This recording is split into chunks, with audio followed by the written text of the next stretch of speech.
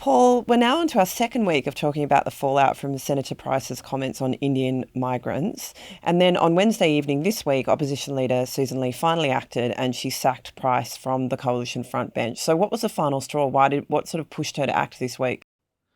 Well, this has bubbled along. It didn't turn into a kind of full-blown crisis until Wednesday. A week before Wednesday, Jacinta Price gave an interview on the ABC where she raised the issue of Indian migrants in Australia.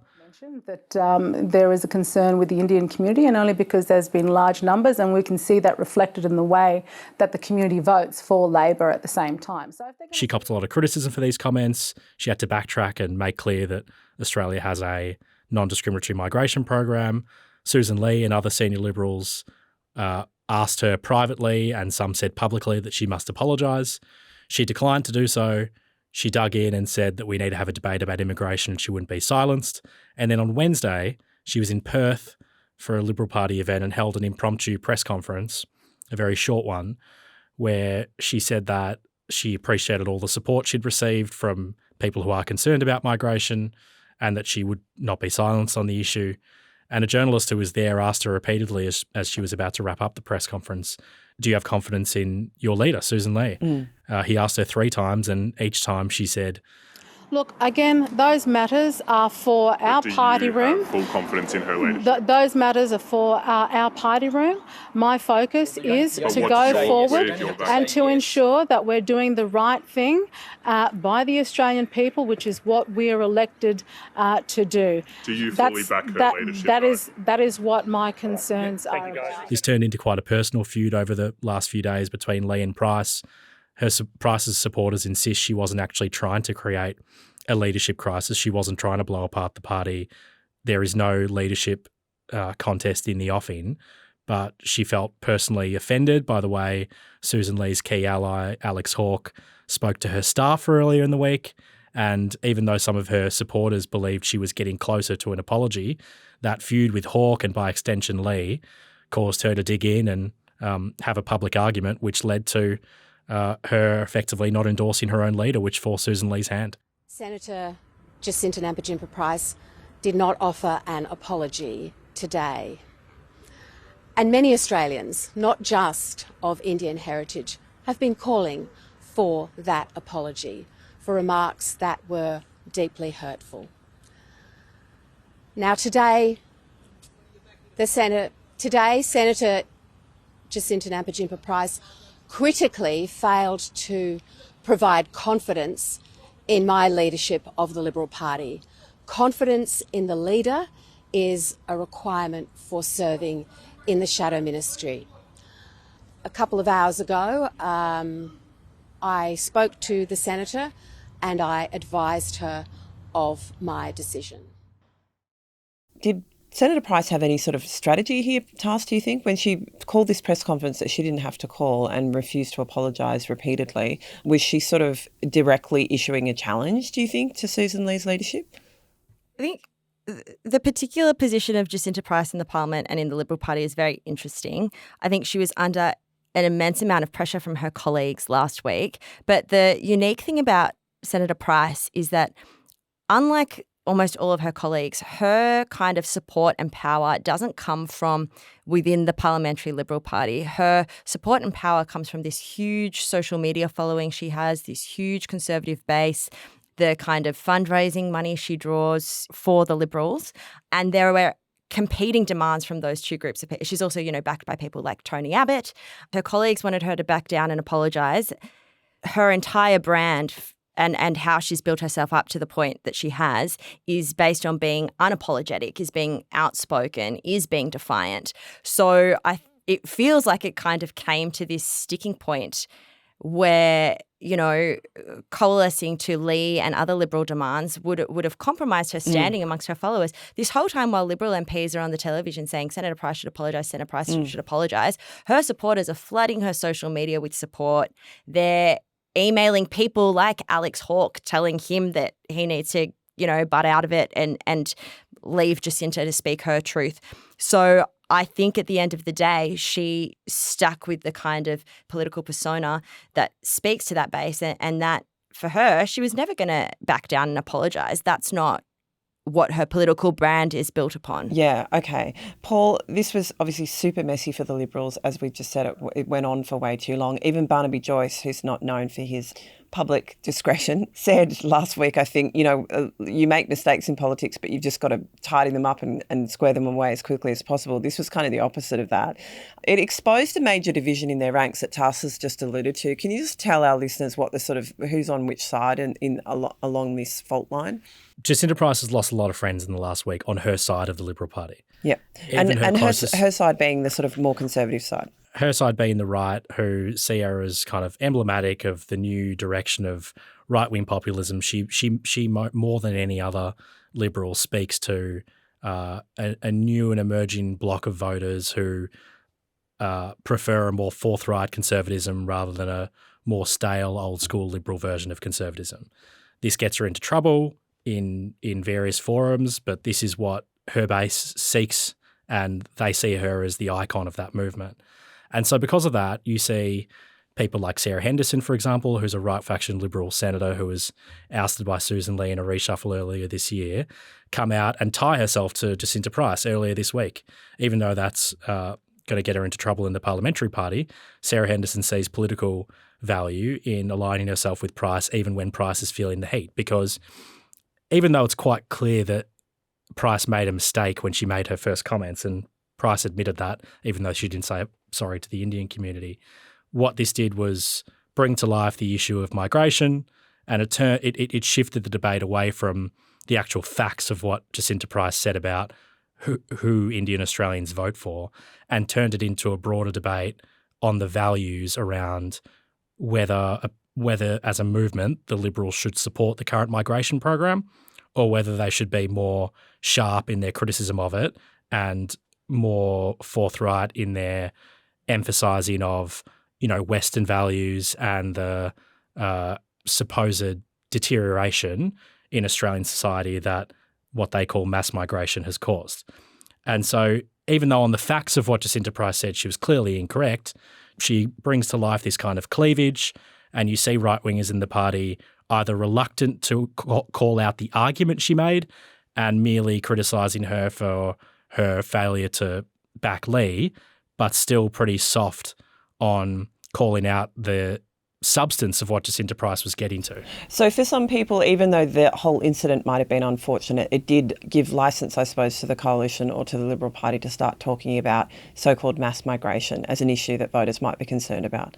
Yeah, and as we talked about last week, this is a fundamental part of conservative politics across the globe now. Yeah. And you see centre-right parties being eaten apart by populist parties to their right. Yeah. And so this threat's not going away. One Nation just increased their support at the last election and now have 4 senators. If they get one more, they'll be bigger than the National Party.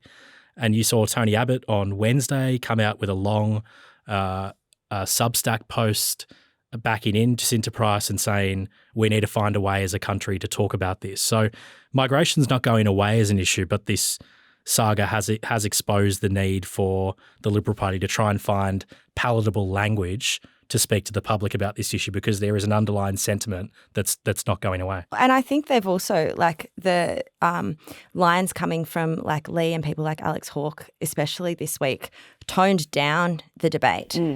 I think you had people buying into it more last week in the immediate aftermath of the rallies. And then as this became a really difficult problem for the Liberals and they were doing all this proactive outreach with the Indian community, you had Sussan Ley and opposition immigration spokesman Paul Sakkal and Julian Lisa go to Harris Park in Sydney to speak and get photos with Indian leaders, and all their rhetoric was focused on the benefits of migration. And you had Alex Hawke come out earlier this week and give a very measured, the most measured take I've seen a Liberal politician give on migration, where he kind of just tried to make that debate go to the side while they focused on their reputation repairing.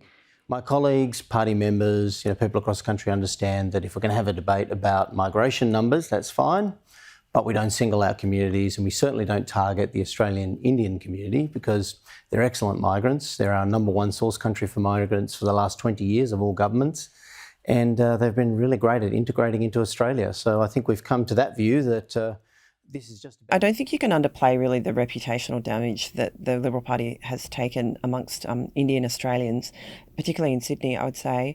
Paul, we've talked before on this podcast about Sussan Ley's authority and her authority over the party, basically. She won the leadership over Angus Taylor, but only by a very slim majority. Jacinta Price, of course, sort of defected from the Nats to the Libs in order to back Angus Taylor, and that didn't work out. But has this week sort of helped to cement Ley's authority over the party, or has it had the opposite effect, do you think? Yeah, to answer that, I'm going to contradict something I wrote in Thursday's paper, and a bunch of other... Such is your prerogative as a journalist. Yeah, it's a slight contradiction. I'm adding to my argument. You're developing it. It's evolving. Exactly. A bunch of people wrote and said overnight that Sussan Ley had no choice but to sack Jacinta Price.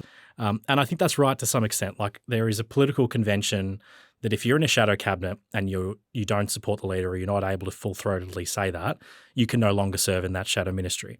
And so for Sussan Ley to maintain the air of authority and to create a sense that there are standards in her new party, post-Dutton, who really ruled with an iron fist, in some ways she had to take that step.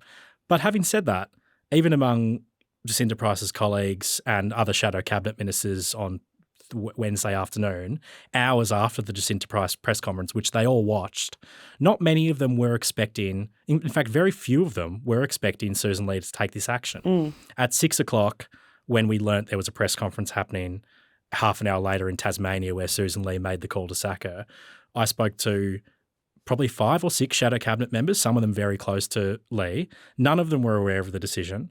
And 2 of them said, I don't think that's happening. But is that because Ley had waited so long that it just looked like she wasn't going to act and she was going to let it slide? Because I was talking to other people who thought, and this is on the Conservative side as well, who thought that she should have sacked her or given an ultimatum last Friday when it happened. So I think once that didn't happen, it looked like nothing was going to move her. But then it just became so increasingly embarrassing, I guess, to have your frontbencher stand there. At a certain point as a leader, it's sort of about your self-respect as well. You know, are you going to take these? Are you going to take these slings and arrows from someone who's supposed to be basically an ally on the front bench?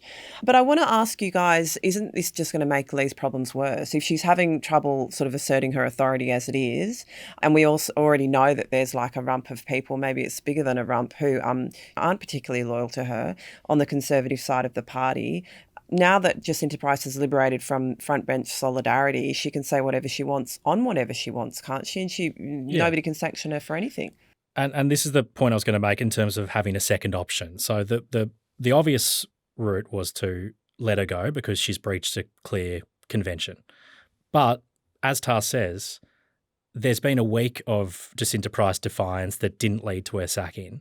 If this kept going for a few more days, there would have been some embarrassing media coverage for Ley about not taking the decisive step, but it could have blown over time. It would have been tricky to continue to deal with Jacinta Price, but Sussan Ley doesn't deal with Jacinta Price much anyway, even though she's in the shadow ministry. And what allowing her to stay in would have avoided is this sense now that there is chaos in Sussan Ley's ranks. Yes, she looks decisive. Yes, she's put her foot down. But this will fuel grievance among Jacinta Price's right-wing supporters in the branches. It will fuel frustration in the Conservative press. Tony Abbott and his supporters, including Peter Credlin and others, will frame this as Sussan Ley taking action against a kind of brave, Well, it makes her a martyr. Yeah, she turns into a martyr, which is something we wrote today. Yeah. And so, yes, it would have been slightly embarrassing for Sussan Ley to keep Jacinta Price on, but the flow and consequences of this are unpredictable. Yeah. And if there is a leadership coup down the track, I think the Wednesday night will be seen as kind of the first domino. Yes.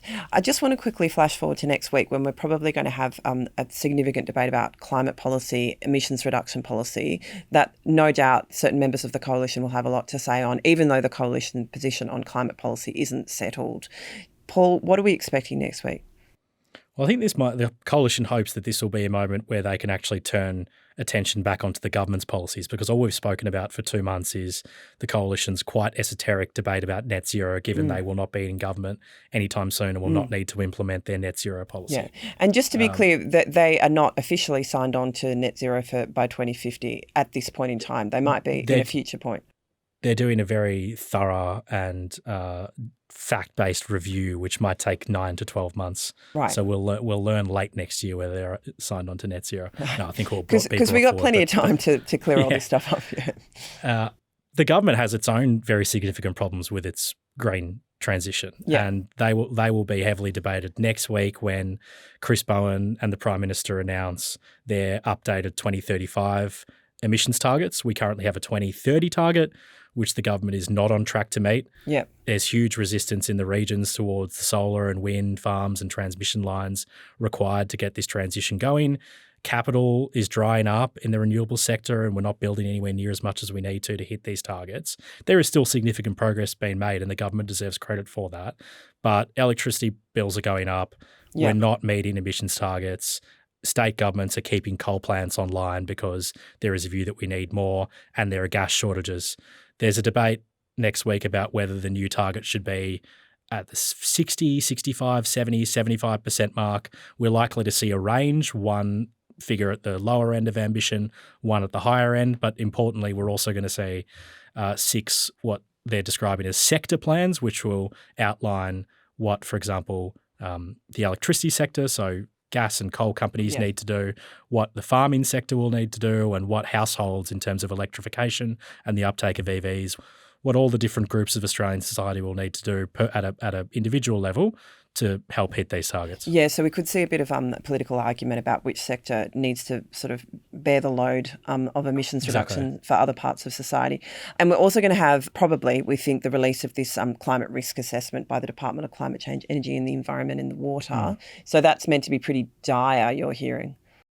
Yeah, the word on that is that it's a very grim report that the government's been sitting on for months, which they're going to release the day or 2 days before the 2035 target to kind of condition the public to understand how serious the risk of not doing anything about climate change is, and how those climate risks will actually affect people at an individual level, and will also affect the government's budget through the requirement to spend billions of dollars on emergency management. So we'll see that in the middle of the week, and then the 2035 target shortly after that. And then the Prime Minister will fly off to a 10-day trip at the United Nations, and he's probably heading over to London as well. Yeah, where he may or may not get a meeting with President Trump. And if he does, he'll probably know about it 5 minutes before, as seems to be the case with President Trump. Guys, that's been a very interesting discussion, and thank you very much for joining me. Thanks, Jack. Thanks.